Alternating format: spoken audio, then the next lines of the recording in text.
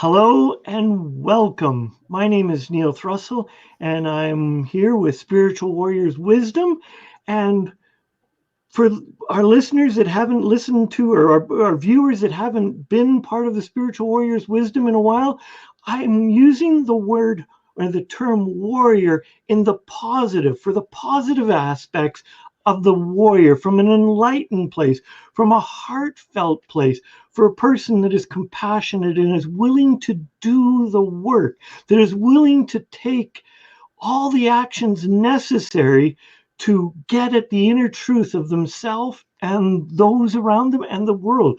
So a spiritual warrior is fighting the biggest battle of their life and uncovering their truest self and what spirituality means to them and to the world. And I'm really excited to have.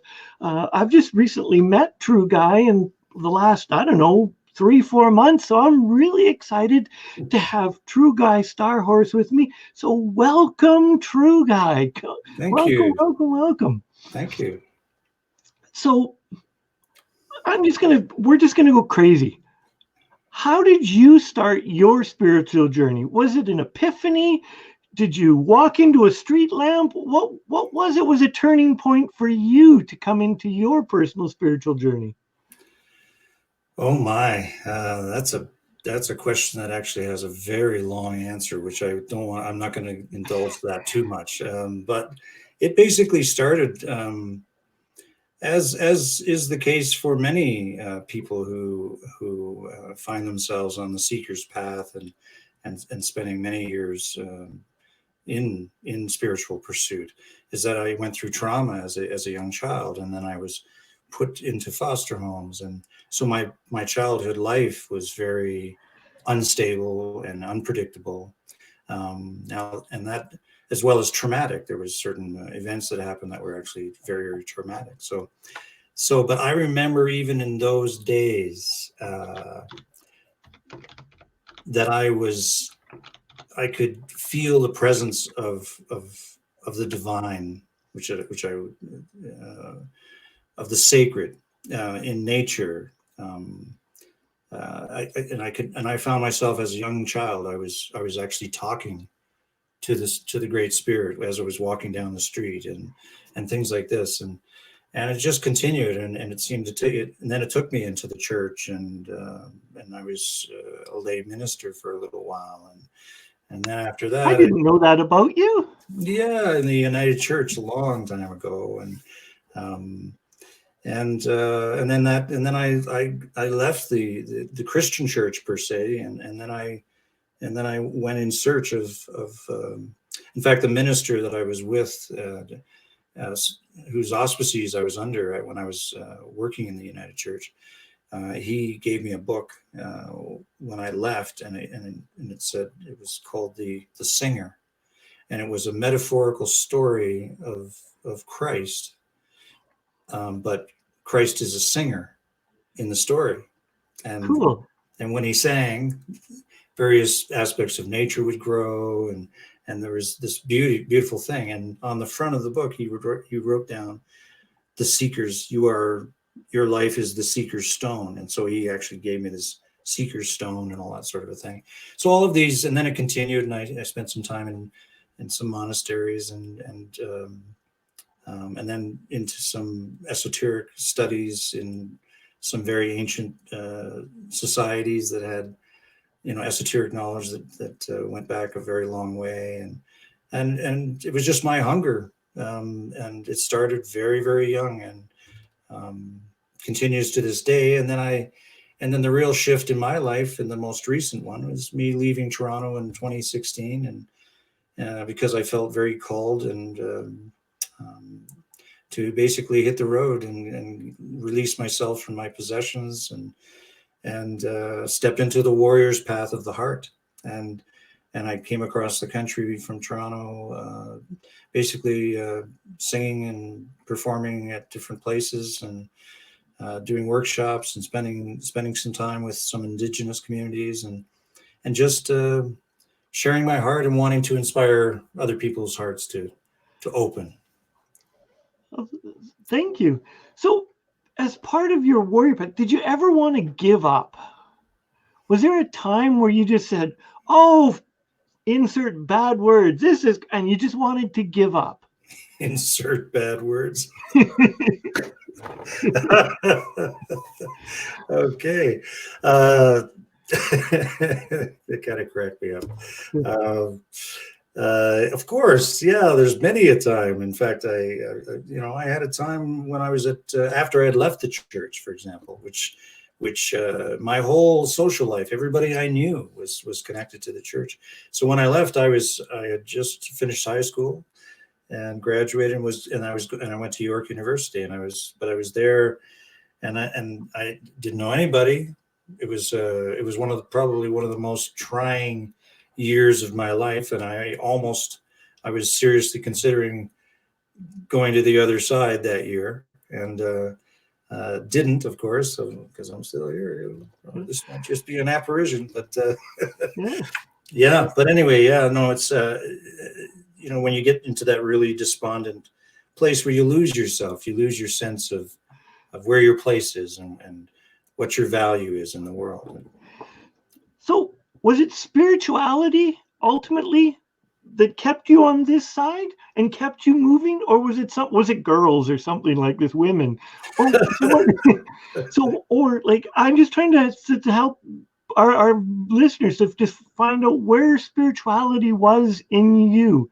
It's like, I know for me, when I was 14, I got kicked out of so many youth groups because I would go to a church youth group and kept asking why, because I didn't understand the traditional Christian teachings.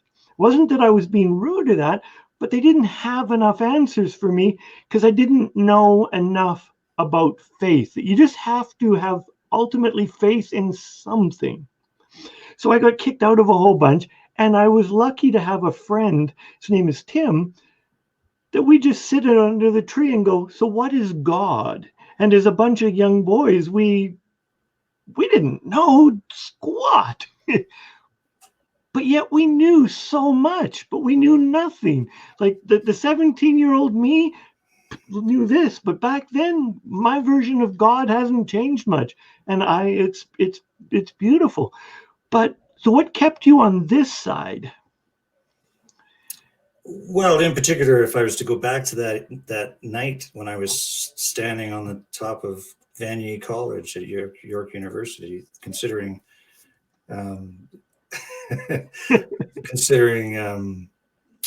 I was going to basically end my life, and I was sitting there and I was reflecting, and literally it was angels or something that came along and spoke to me, basically, and it just said, this isn't your time. You're not meant to go at this point. So, and there was something about the way that was said to me, and that I just, of course, moved on. And then it took me into many, many other paths of searching for knowledge. And music in particular has been a huge part of the spiritual journey. And eventually, when I was studying in various teachings, the musical element actually came in quite strong as part of the spiritual journey. Many musicians that I know, I can't sing. I can play a CD player and an iPad, but everyone can sing, but I can't sing very well on key. And any musician that I know, some form that I know of, finds spirituality in music. Are you one of those as well? Oh, absolutely. Yeah. So I know we talked about when we were setting up this interview, or this discussion. I'd asked you if you wanted to play some music for our listeners. Is this a good time to you? Are you feeling called? I could feel called, especially when I'm being called. I can just respond and go, yeah. Excellent. Because sure. I love to listen to you sing, so I'm like, yes. All right. Well, allow me to say that, get myself positioned here.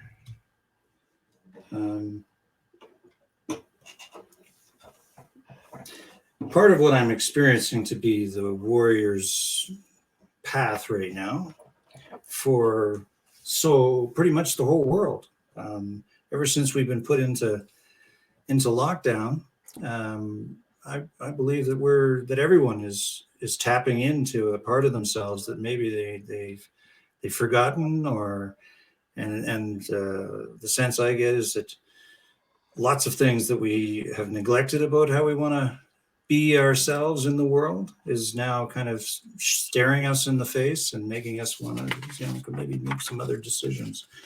But one of the things that I've heard recently that really touched me, and that was that, in a sense, right now, with everything that's going on in the world, and there's many points of view, many theories out there about what's happening, but regardless of what you believe, we are in this period of time in which we are actually, it is a kind of a battleground, and the battleground is that we're fighting for our humanity.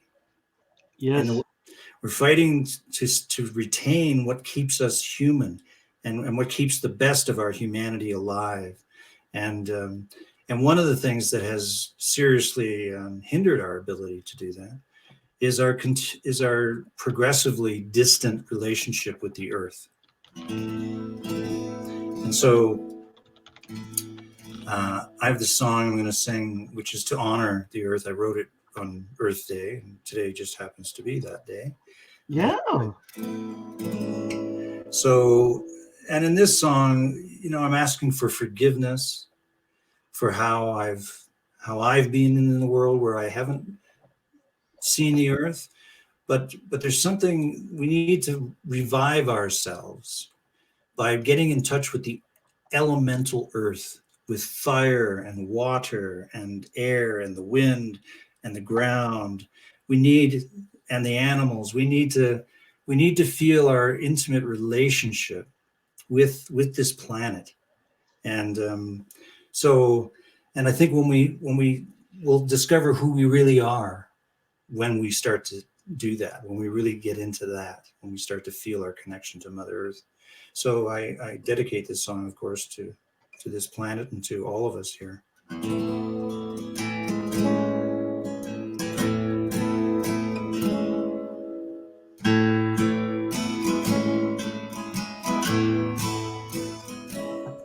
Mother of mercy, please be kind to me. Mother of mercy, please be kind to me. I've tried to be a good man, set my soul free. And Mother of mercy, oh, look easy on my shadow, at all that I have done wrong.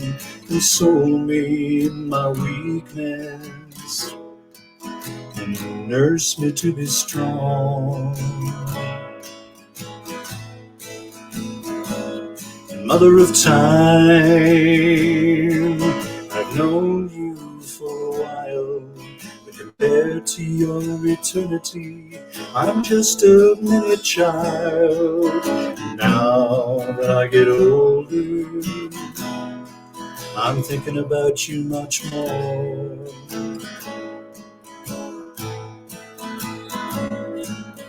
Mother of the womb of life, we are born in love and light. Send your breath into the night, to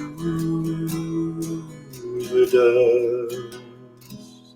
Mother of friendship, easy the lonely tide, woven in love ship and abiding deep inside.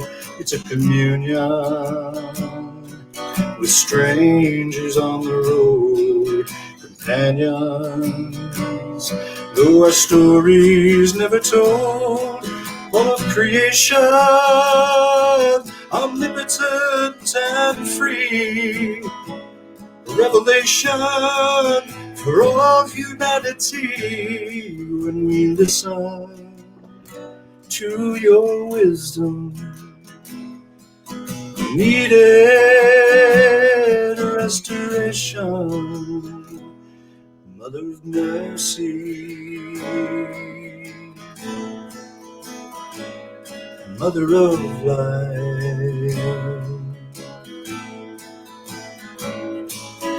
Mother of the womb of life, where we are born in love and light. Send your breath into the night, into the dust.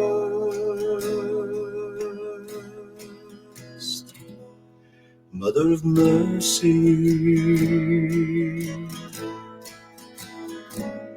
Mother of Life.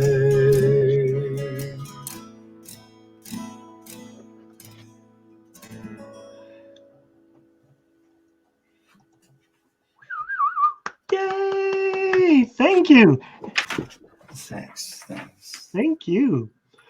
And yeah, I think it's one of the earth is so important that we need to be out in nature. It's more than good for our soul. It is paramount to our development, and it is we all need to be in nature.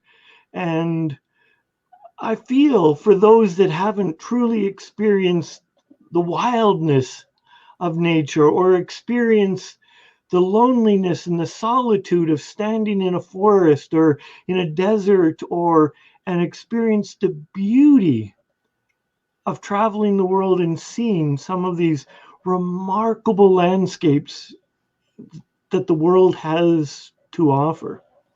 Mm-hmm. What that makes me think of is how um, actually I heard a story recently about Mother Teresa, and how one of the things that she kind of very much inspired, which was that when she was working in the streets of Calcutta, in the slums and so on, she, of course, they'd be just filthy, and there'd be these areas where it was just this murky, muddy, very dirty water, and then she'd see this flower growing out of the murky mud and water, and in that it was this acknowledgement that no matter where you are, there is always beauty.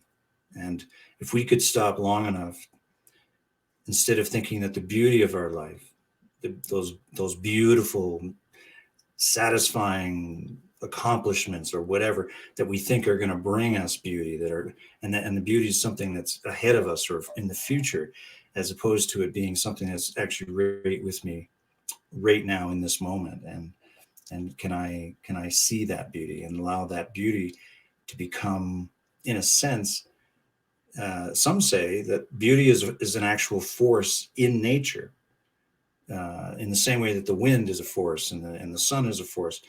That beauty is a powerful energetic force, and one of the things that Mother Teresa did was that she took these people who were shunned out and pushed out onto the street because they were sick and diseased, and they were left out there basically to die. Is that her and her nuns would take them into where they were, and they would clean them up, and they would dress them up in these white robes, and even if their time was only for a day or for a week and they were going to be leaving the world, that they surrounded them in beauty, so they died with dignity and self-respect as they were leaving the world, right? And I was so touched by that story so as we talk about Mother Earth, and we talk about coming back to ourselves and feeling our connection to the planet, and seeing, and from that to actually take the time to go, what's beautiful right now? Like right this minute, where can I see beauty around me, in my life, within me, and so on. It's yeah, anyway. And distilling that even further, I think one of a great strength that a spiritual warrior takes is to stop. How easy is the average person just to allow the life energy of life to whip them forward? But at sometimes the hardest job is just to stop and pause and say, just to look someone in the eye, just to give them a smile. Like you're at the crazy packed grocery store, social, physical distance, but to smile at that poor harried clerk could make their day. And to have someone, I know for me, when someone smiles to me for no apparent reason, it lights my heart on fire. I don't know. Is that for you? Oh, sure, sure. A smile is the sun shining on your face. Yeah. And no question. And yet, for many, it is the hardest thing to do is to stop and slow down in our busyness. Our busyness, we think that's where our accomplishments come from. But yet, I'm looking at today's world, and I'm prior to COVID-19, I hardly saw anyone out on the path when I'm out for my runs. Now, there's families and lots of families. Yes, the weather is helping, but it's also families are together. And I love that part. And if there's a positive to this COVID-19, that it's bringing families together, I love it. Yeah, there's actually many positives to this. I mean, outside of the tragedies of those who are suffering because of it, but it's when's the last time? I mean, I don't think it's ever happened where the whole world at the same time has taken themselves home. I mean, I heard somebody say, and that's got to be an act of some divine force. Just the fact that everybody finds themselves at home, and now you're really looking at I'm going to enjoy my family. I'm going to maybe have those conversations I haven't been having, and all kinds of things. I'll start to create. I'll start to, which is actually the thing that strikes me the most is that I hope we're not waiting for things to go back to normal. I hope my wish is that we're actually creating in our in how we're feeling and what's changing inside of us, that we want to create a whole new definition of what we call a good and wonderful life. I mean, especially in connection to the planet and taking care of the planet as well. Yeah, my heart is with you. I hope that every individual on this planet is evaluating their paradigm, their perception, and evaluating what their new normal it's going to look like. Right now, we have 1 million home bakers. Flour is hard to get because everybody's baking bread. Well, not everybody, but people are baking bread. And if that's a go forward, to me, that sounds wonderful. As long as it's matched with a go forward exercise. I thought you were going to say as long as it's gluten free.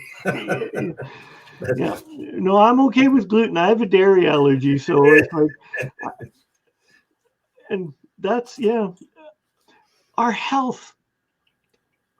Just in a spirit, like I resonate strongly with warrior energy, and sometimes I can come across as really blunt, but people are doing things without looking at their highest interest, their highest good.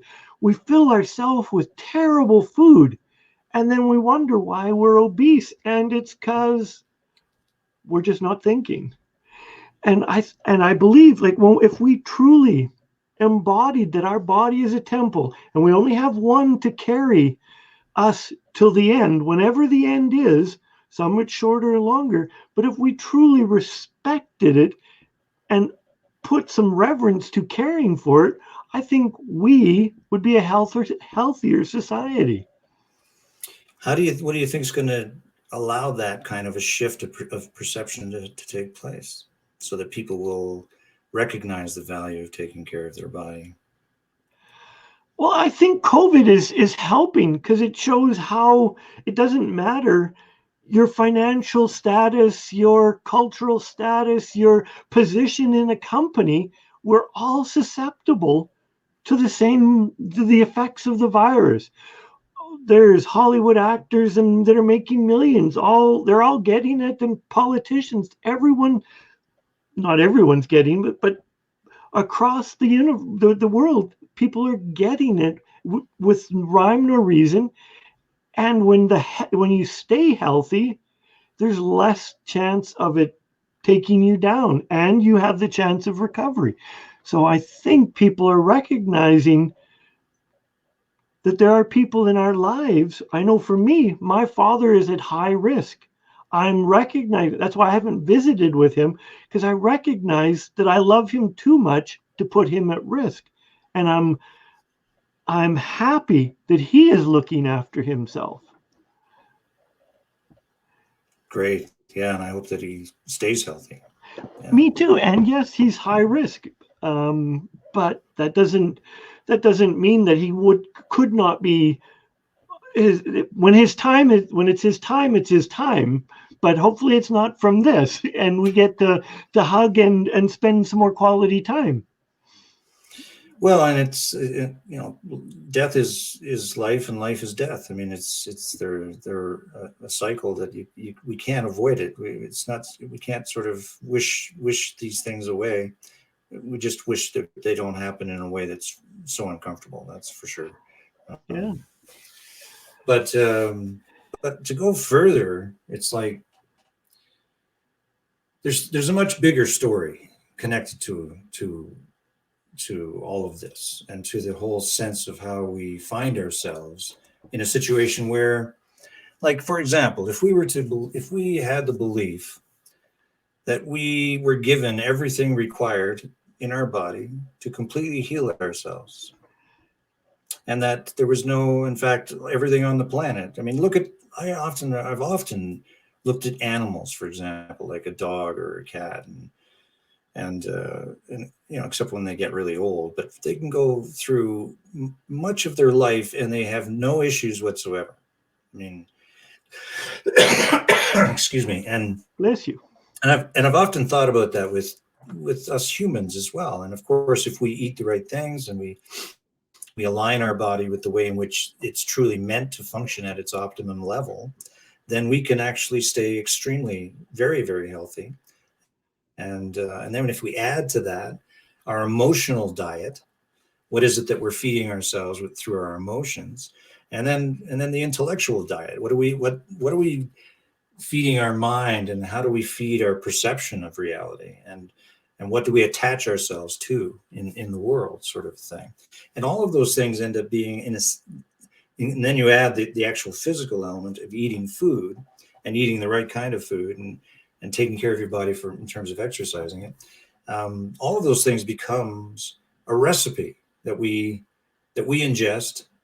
And then you add another element, probably one of the most powerful elements, which is the diet of our language and what we say every day, and how what we're saying is creating the reality that we're experiencing.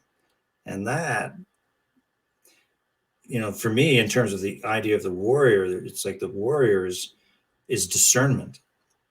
Getting to this place in which I can discern these things, and then be able to truly be a warrior in my life, in that I'm living my life in a really integral way as much as possible. And we're not talking about perfection here, because we all have greater or lesser means of being able to do these things consistently, but to just simply have the intention to commit yourself to having that kind of discernment, I would say would be part of what would be your warrior, bag of tricks kind of thing.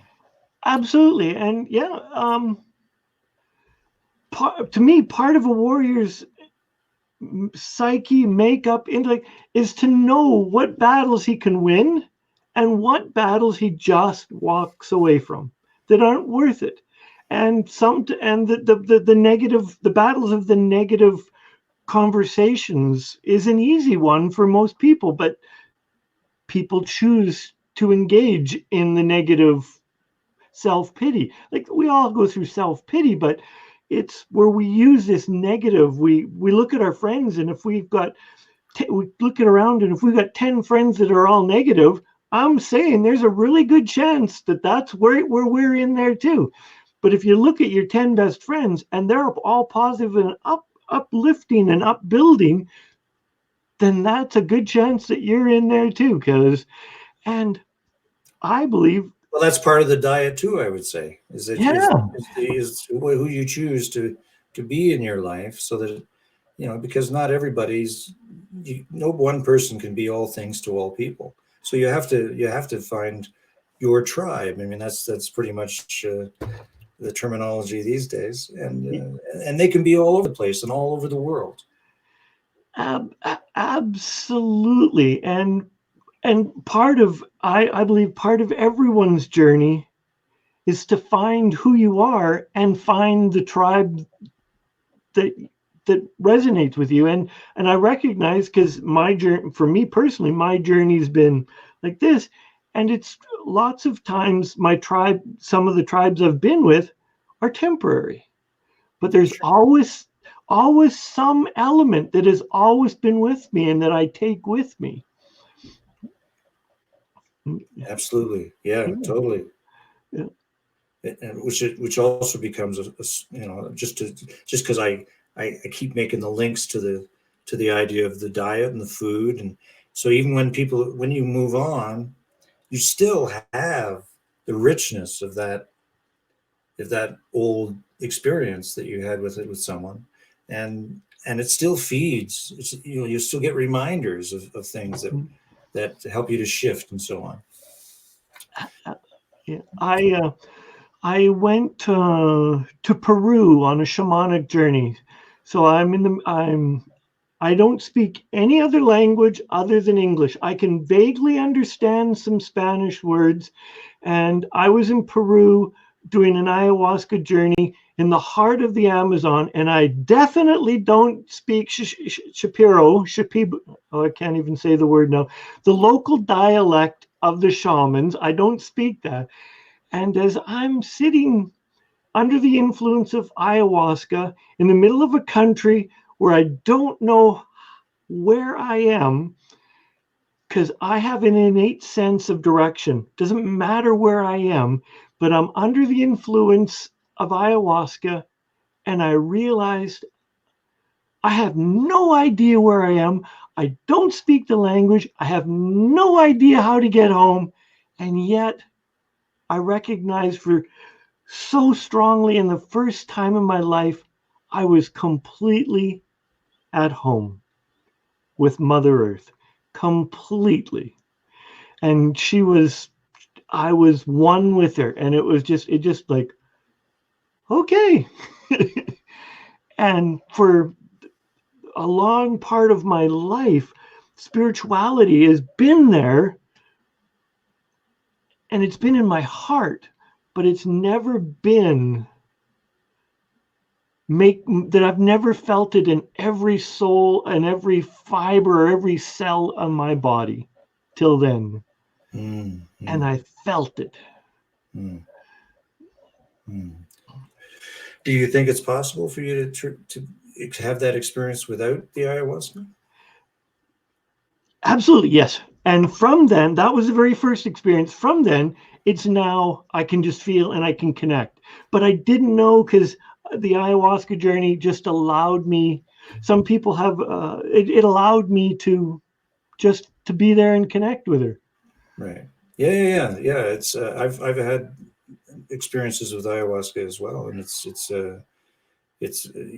one of the ways that I would refer to my experience with it is I felt, especially because the first time I did it was over 25 years ago, and I've only done it maybe 3 or 4 times in my life. So And it was a long stretch from the first time.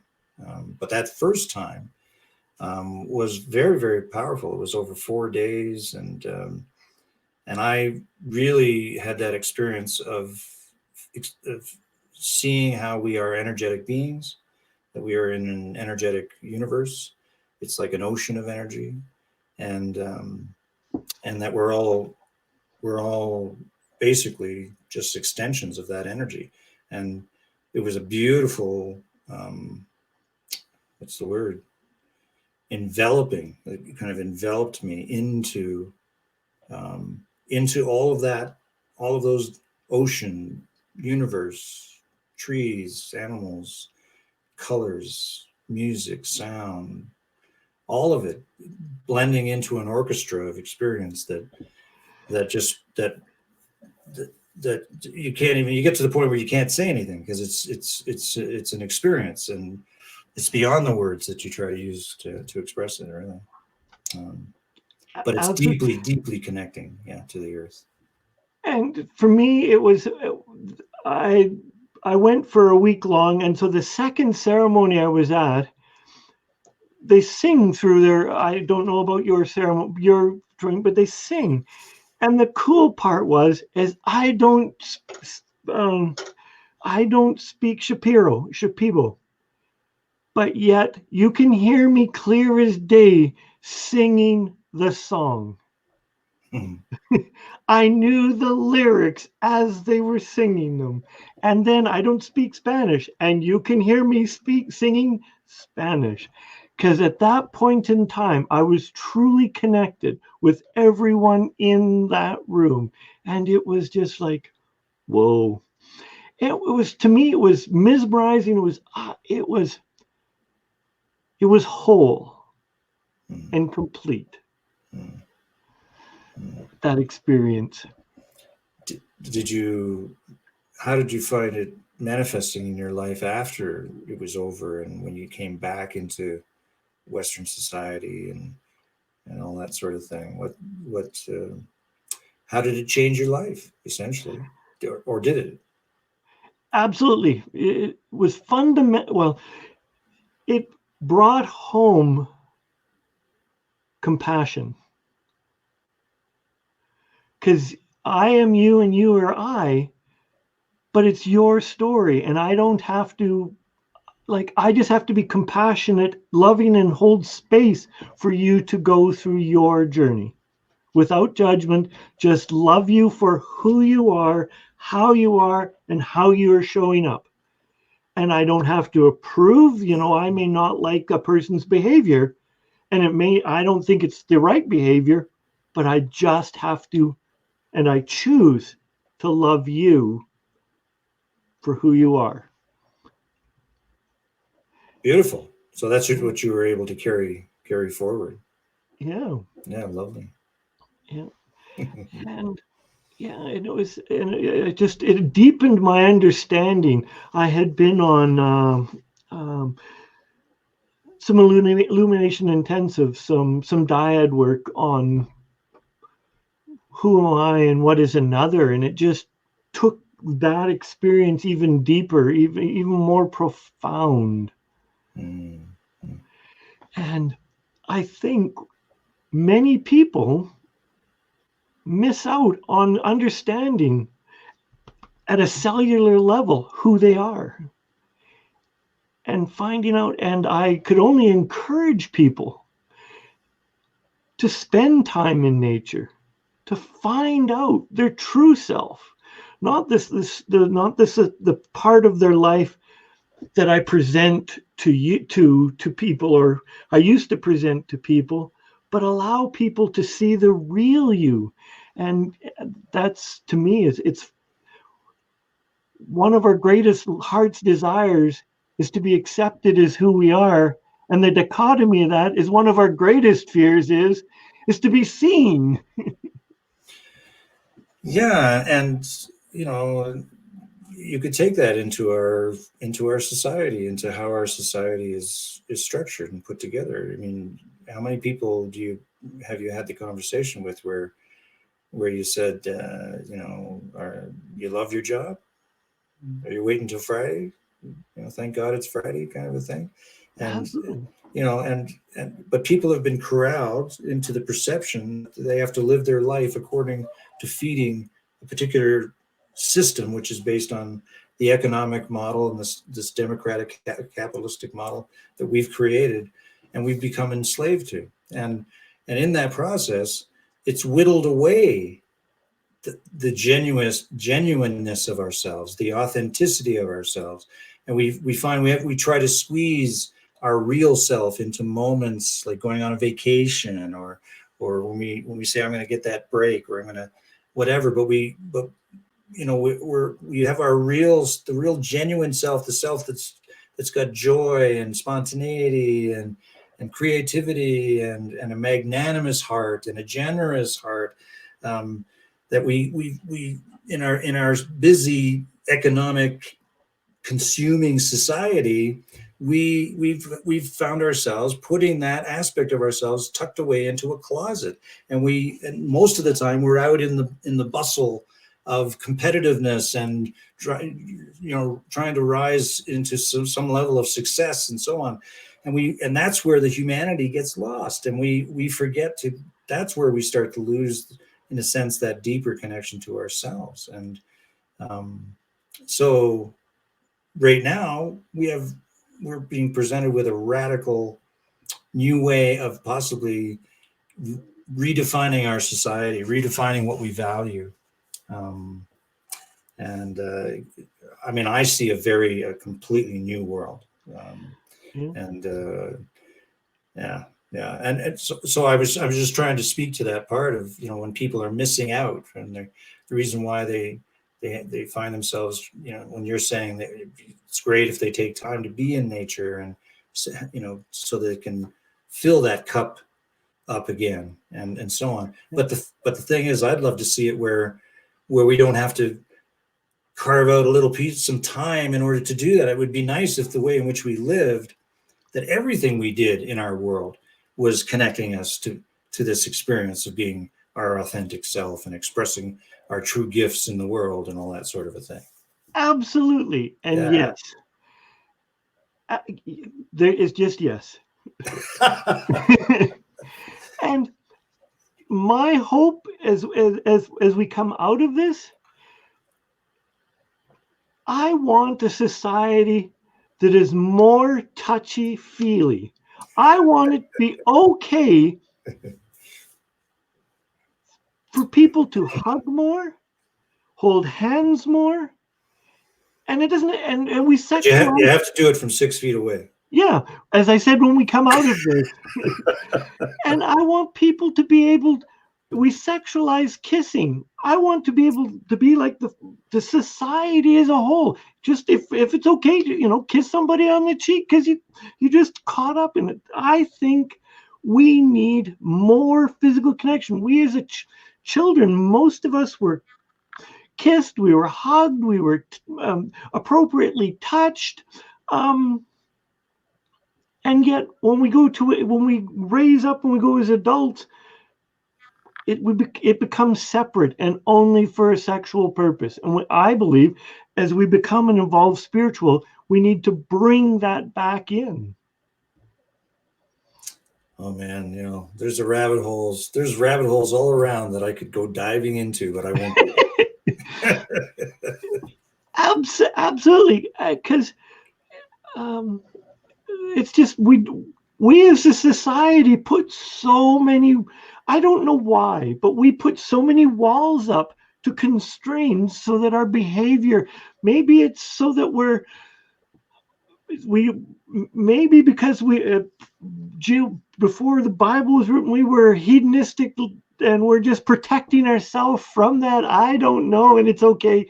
I don't want to insult anybody is going, but I believe we need to come back to just genuinely caring for each other. And if you're already doing that, then we need to 10x it. Well, just look at what's happened to what happened to our sexuality.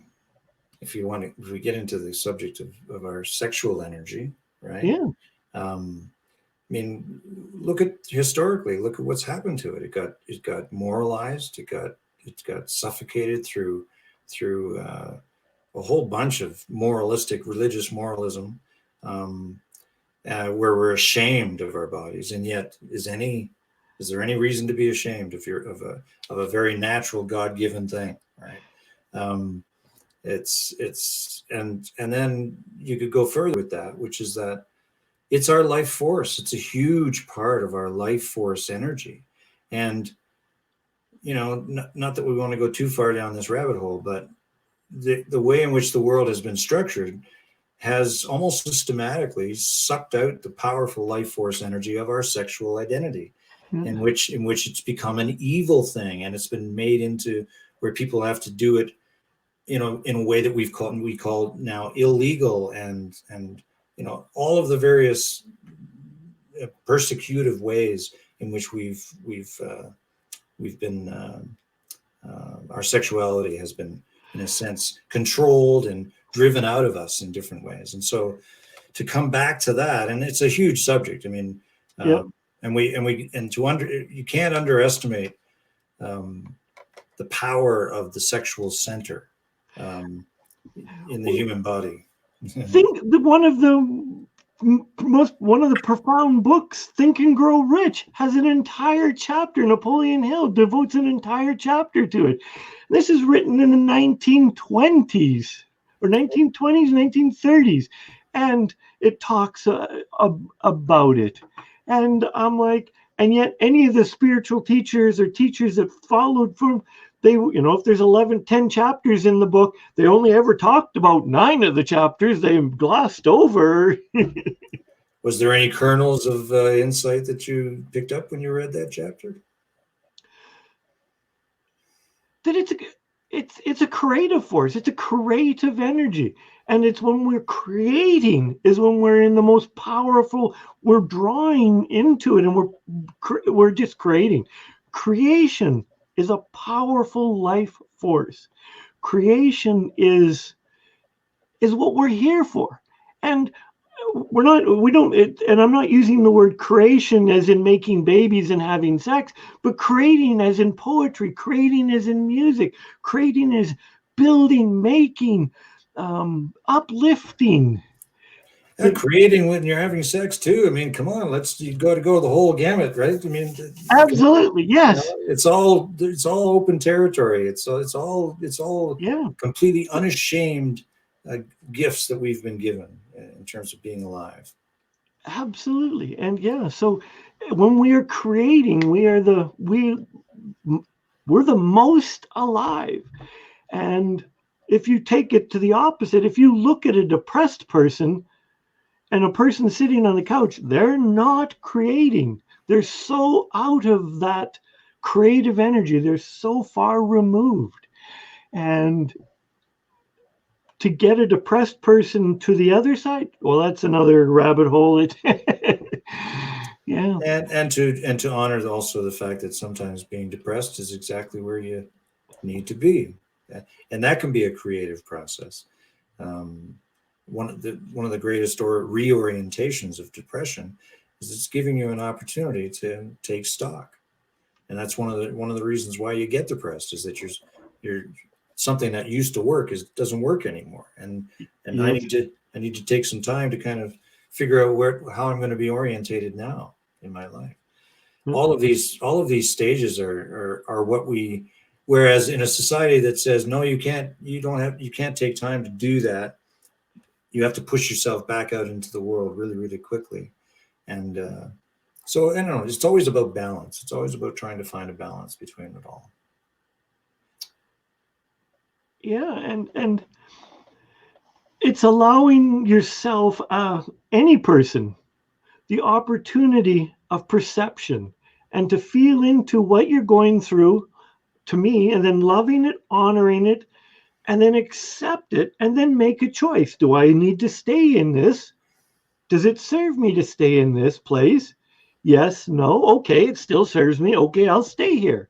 Or no, yes, or no, it serves me to move through it. And honor and recognize that this is happening for you, to you, for a reason. And we don't know why it is. We can make speculation, but it's your story and it's happening to you or for you. So choose in this moment. Do you want to stay there or not? And I know personally for me, it's when I recognize that choice, that I have a choice, then that's where I come back to my power and my choice. And then I am able to make a choice. And sometimes I say that I really want to stay and wallow. Sometimes I want to move forward. And it's just the way it is. So we're coming up to 50 minutes. So do you have another song you would like to share with us to help wrap this up and end it? You can say no, or you can say yes. I can. I think I have something I could share. Can I? I'd like to share something that I came across that a dear sister of a dear friend of mine wrote, and it's her written gift, you could say, to these times and to everything that's happening, because you can bet that there's a lot of emotion going on out there. A lot of people are feeling a lot of stuff in connection to how all of these changes are happening. And I just really loved what she wrote. And it goes like this. And this is what also connects us back to the mother, back to the earth. And so I do this out of respect to that she wrote this. And the density inside has to be felt. It has been repressed for too long. We who care for altars, who have offered ourselves in service to the mother for the awakening of humanity, we are being asked to go deep and to feel, to really become vessels for all this feeling to be felt, trying not to ripple it out, but just to feel it. This sorrow we feel, we must offer back to the earth.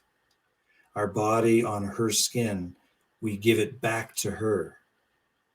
She takes it into her roaring belly of fire, where she transforms it back into fertile ground, where beautiful seeds can flourish, seeds of joy, of hope, seeds of goodness. And this is what she just told me. And so I share it, she being her guide. And so I share it with you from my heart. It helped me, and I hope it helps others feel good. We must not keep the heavy feelings inside. Give it back to the earth so good things can be born. It's a new time. And I thought that was just a lovely Thank you. prayer in essence. Yeah. Okay, so you want me I'll sing a song? Absolutely. Okay. All right. Well, I'm on a kind of a Earth Day theme here. So. Well, apropos, it's Earth Day. Yeah. This is called Into the One.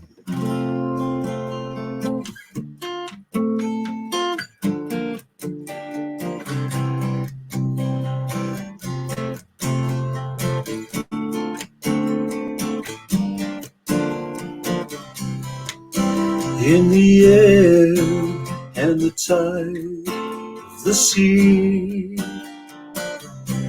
and in the rise and the setting of the sun, and in the birth and the death of a lifetime, all things converge to the one who, like the sand that was once a mountain, and drops that make up the ocean, and like a line that becomes a circle,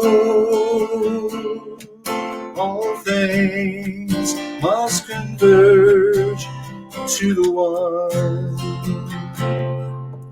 Yes, I believe in a life that's beyond this strife we have normalized. Yes, I want to wake up these sleepy eyes, and I want to say goodbye to my disguises. And may the trees all lean before me as I embrace this life before me. May the earth enjoy to have seen me pass, so my name may be sung by each blade of grass. Yes, I believe in a life left beyond this strife we've normalized. Yes, I want to wake up those sleepy eyes so I can see beyond my confusion. Oh, da, da,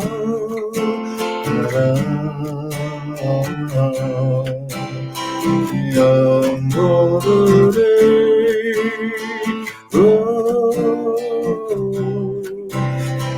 the name of all that's mysterious, all that is must return. Everything will return. All that is must converge into the one, into the one, into the one, into the one.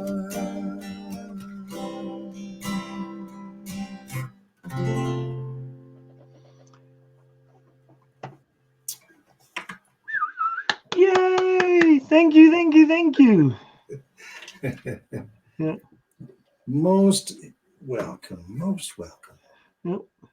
So, on a sunny Wednesday night, I want to thank you for taking the time out of your busy schedule when there's other things you could have been doing. So I want to thank you.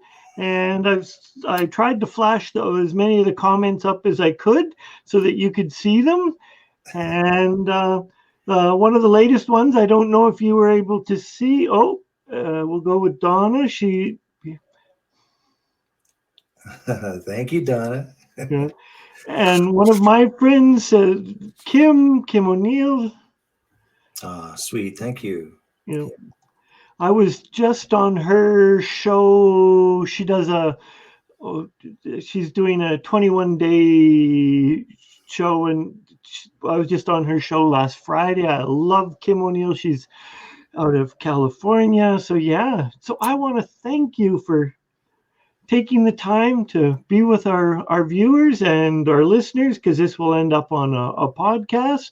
And thank you. Is there anything that you would like to share as a last few words as part of an exit? Well, I would just simply say take the time to do what you were saying, to be still, to really listen, and to breathe deep as you do so. And ask questions, ask a lot of questions, and especially the questions that you've been hungry to get answers for. So this is our time. Thank you. Thanks so much, Neil. So when would we be seeing this podcast outside of people seeing it tonight? But